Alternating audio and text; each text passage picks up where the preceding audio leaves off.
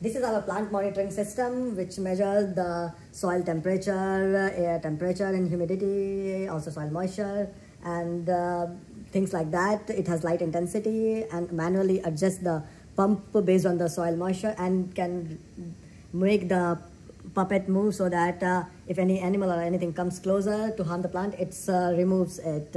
Now I will be explaining you and going through the process, how our system works. So first we will be talking about the light intensity. As you can see right now, it says like it's daytime because a lot of light is falling on our ADC. If I cover it, so light is not going down, and we can see the light intensity drops, and we will know that it's like night time based on the light intensity.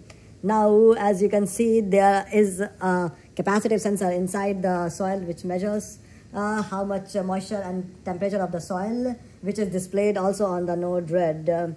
And this also controls the pump here, which if the moisture level drops below something, then it's automatically start. For that, we can show by removing the sensor out. So it should switch on the pump, and the water should start flowing into the other container.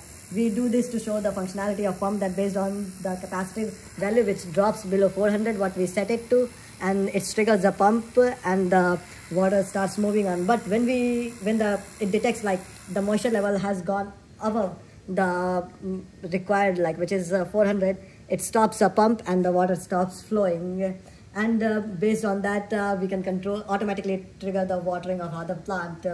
We have inside this there is a motion sensor, which we can see when it detects the motion, it will sound a buzzer, as you can hear right now. This will deteriorate the plant and make our puppet move.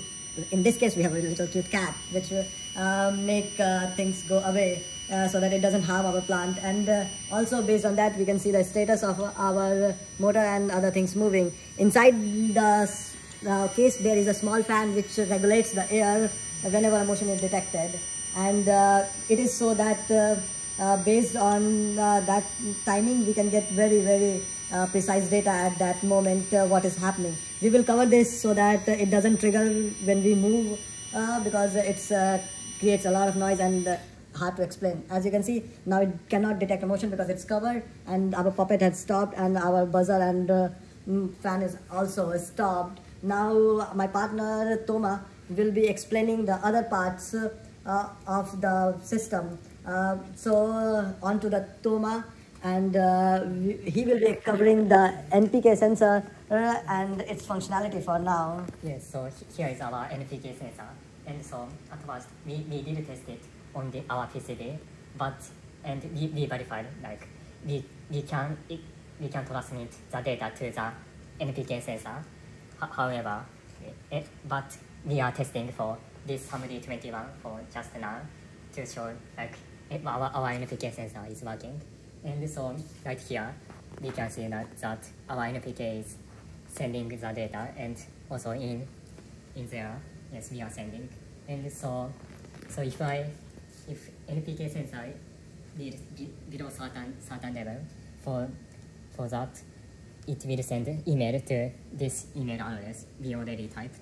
So if I change this, if I remove this, we need 0. So we should get email like this. We just get email. And then so next part is over-the-air firmware update. And so if I click firmware up, so at first current firmware version is, as you can see, it's 0.001. And so if I do the firmware update here, as you can see, it's downloading our code from the cloud. And then so after it stops, it should go to the bootloader, and now it's updating the code, and then now it's executing, and yes, it's finished updating. So if version now, it's now 7.77, version 7.77. And for the next one is gold images. So after this, finishing this, it will copying the gold image, and then yes, it finished and copy success. So we can finish the gold image. Done. And as we can see, like if we remove this, the motion sensor detects the motion, and our plant is happy and ready to be seen by others. And our little cat is scaring away all the birds. Thank you.